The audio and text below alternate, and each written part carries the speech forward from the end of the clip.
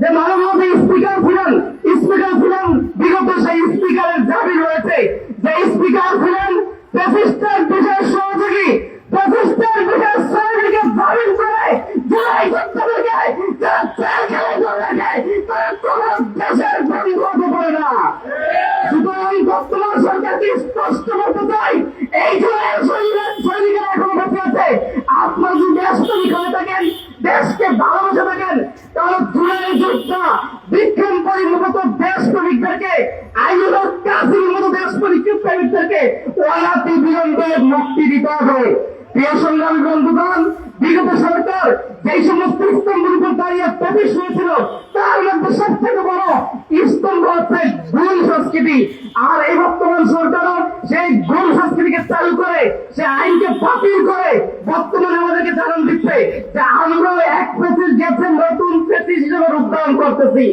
আমরা স্পষ্ট বলতে চাই, শেখ হাসিনা ফেসিসকে 36 দিন সময় লেগেছে এদের থেকে বিতাড়িত করতে।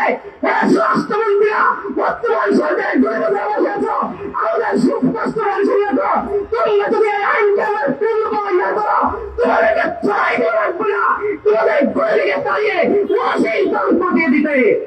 বন্ধুগণ, এই পর্যায়ে বর্তমানে আসবেন আমাদের মাজলুমাইলের মাওলানা আতাউর রহমান বিক্রমপুরী সাহেবের শ্রদ্ধাভাজন বাবা জনাব হুমায়ুন সরদার সাহেব।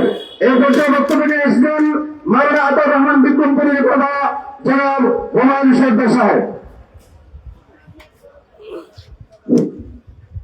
বিসমিল্লাহির রহমানির রহিম। আসসালামু আলাইকুম ওয়া রাহমাতুল্লাহি ওয়া বারাকাতুহু। আমি কি বক্তব্য দিব? আমি যখন আমার 7 জন নাতি নাতনির দিকে তাকাই, তারা আমাকে প্রশ্ন করে আব্বু কবে আসবে, কোনো উত্তর দিতে পারি না। আমার সন্তান বিনা অপরাধে, বিনা কারণে, বিনা মামলায় জেলে আছে, জেলে আটকে রাখা হয়েছে।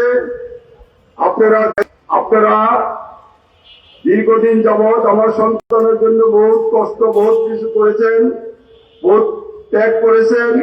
আমি অসুস্থ মানুষ, আমার খুব কষ্ট হয় বাড়িতে শুয়ে শুয়ে দেখতে, তাই আমি বহুত কষ্ট করে এখানে আসছি, হাজির হয়েছি। সাংবাদিক বন্ধু কথা শুরু করে সমস্ত ওলামায়ে একরাম সবাই একসাথে যেন আমার সন্তানের জন্য যাতে তার সরকার জামিন দিতে বাধ্য হয় সেই প্রচেষ্টা করা। আমি আরো বলতে চাই, এই দেশে স্বরাষ্ট্রমন্ত্রী সাহেব, প্রধানমন্ত্রী সাহেব, তারা সবাই এই পথে এই মজলুম ছিল। আজকে আমার সন্তান আতাউর রহমান বিক্রমপুরী, সে শুধু নিজের জন্যই কাঁদে না, শুধু কাঁদছে জনগণের জন্য, মজলুমের জন্য। আপনারা অতি বিলম্বে তার জামিনের ব্যবস্থা করুন। অন্ততপক্ষে আমার এই শিশুদের জন্য তার জামিনের ব্যবস্থা করুন। আমি আপনাদের কাছে আরো বলতে চাই, এই মজলুম আরো যারা আছে, তারা বাংলাদেশে আলেম ওলামায়ে একরাম জেলখানায় বন্দী আছে, তাদেরও মুক্তি দিন। এই বলে আমার বক্তব্য শেষ করছি। বন্ধুগণ, এই পর্যায়ে বক্তব্য আসছেন আরেকজন শ্রদ্ধাভাজন আলিমুদ্দিন মৌলানা খালেদ সাইফুল্লাহ রেহাবারি। মৌলানা খালেদ সাইফুল্লাহ রেহাবারি। আসসালামু আলাইকুম ওয়া রাহমাতুল্লাহি ওয়া বারাকাতুহু। খানকা মুসল্লি আম্মা বাদ। সংগ্রামী তৌহিদি জনতা, আমি ধোঁকাবাজ প্রতারক সরকারের কাছে আবেদন করব না। যে সরকার ক্ষমতায় আসার পরেই তাদের আশার যে সিঁড়ি সেটাকে ভুলে যায়, তাদের কাছে অনুরোধ করার বৃথা।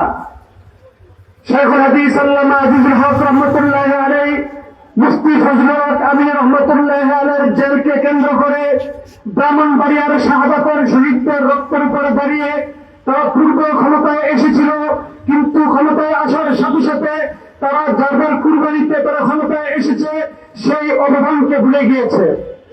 ঠিক এবারও জুলাই যুদ্ধ যাদের নামের উপরে ভর করে, জুলাই আন্দোলনের উপরে ভর করে যারা ক্ষমতায় এসেছে, তারা ক্ষমতায় এসেই জুলাই আন্দোলনকে ভুলে বসেছে। এজন্য তাদের কাছে আবেদন জানাবো না, বরং যে সমস্ত প্রতারক এমপি মন্ত্রীরা কোথায় কোথায় মিথ্যা বলছে, জাতিকে ধোঁকা দিচ্ছে, আপনারা স্পষ্ট দেখতে পাচ্ছেন পেট্রোল দামে মারামারি করে মানুষ মরে যাচ্ছে, আর সংসারে ধরা পড়ছে, জ্বালানির কোনো সংকট নেই। মানুষ ভাড়া দিয়ে 10 টাকার ভাড়া 200 টাকা দিয়ে যাচ্ছে, আর মন্ত্রী ঘোষণা করছে যে যাত্রীদেরকে ঈদ উপহার দিয়ে তাদেরকে বাড়িতে পাঠানো হচ্ছে। অর্থাৎ যে সমস্ত লোক কোথায় কোথায় ধোঁকাবাজি করে তাদের কাছে আমি অনুরোধ জানাবো না। আমি শুধু আমাদের যারা সাধারণ প্রকৃতি জনতা, আমরা যারা দিনের জন্য, ইসলামের জন্য যারা কাজ করতে যাচ্ছি, আপনাদের কাছে আবেদন জানাবো যে মুসলিম যারা আছে তাদের জন্য আমরা আমাদের অবদানগুলোকে, আমরা আমাদের যতটুকু সামর্থ্য আছে, শক্ত আছে, আমরা তাদের পাশে দাঁড়াই, তাদের পরিবারের পাশে দাঁড়াই। আমি পরিশেষে এক কবিতার মাধ্যমেই শেষ করতে চাই। সোচা है कभी लफ्ज़ कुछ भी हो, हर हाल में अपना हक लेंगे, इज्जत से जिए तो जी लेंगे, या जाम शहादत पी लेंगे। আমরা যদি ইজ্জতের সাথে বাঁচতে পারি, ঐক্যবদ্ধভাবে যদি আমরা চলি, আমরা ইজ্জতের সাথে বাঁচবো। অন্যথায় এই সমস্ত দোকানদারদের কাছে মুখোমুখি করে তাদের কাছে পুরো ভিক্ষা চেয়ে আমরা কোশ্চেন কেন আমাদের ওলামায়ে কেরামের মুখোমুখি করতে আমি চাই না।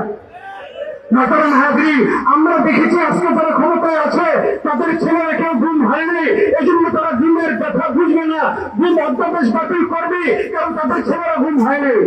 আমরা গুম হয়েছি, 3 মাস গুম হয়েছিলাম, জেলখানায় গিয়ে দেখেছি আমাদের জন্য ফিল্ম করা নিষিদ্ধ ছিল, কিন্তু তারা রাত্র 10টা 12টা পর্যন্ত নিজেরা ফিল্ম, তারা জেলারদের সাথে, জেল সুপারদের সাথে তারা রেকেট খেলাচ্ছে, তাদের পকেটে 500 টাকার বান্ডি, সেগুলো নিয়ে তারা জেলারদেরকে, বিভিন্ন কারারক্ষীদেরকে দিয়ে তারা রাজার হালে জেল খেটেছে। এই জন্য তারা জেল এবং গুম কি জিনিস এটা তারা বুঝে না। তারা না বুঝার কারণে আজকে এখনো যে সমস্ত ওলামায়ে কেরাম জেলে আছে তাদের মুক্তির ব্যাপারে তাদের কোনো ফিকির নেই। এই জন্য মাতারাম হাজরিন, আমি বলবো তাদের কাছে আবেদন আমরা জানাবো না, আমরা আমাদের এই প্রতির সামনে যাওয়ার জন্য, তাদের পরিবারগুলোকে সহযোগিতা করার জন্য, আমাদের প্রত্যেক তৌহিদি জনতাকে আমরা আমাদের স্বার্থ অনুযায়ী যার যতটুকু সামর্থ্য আছে সেই সামর্থ্য অনুযায়ী আমরা অগ্রসর হই। ইনশাআল্লাহ আল্লাহ সুবহানাহু ওয়া তাআলা তাদেরকে জাযা দিবেন, আমাদেরকেও তাদের পাশে সেই কাজে অংশগ্রহণকারী হিসেবে আমাদেরকে আল্লাহ তাআলা তৌফিক দান করবেন। আল্লাহ সুবহানাহু ওয়া তাআলা আমাদেরকে সেই তৌফিক দান করুন। ওয়া আখিরু দাওয়ানা আলহামদুলিল্লাহি রাব্বিল আলামিন।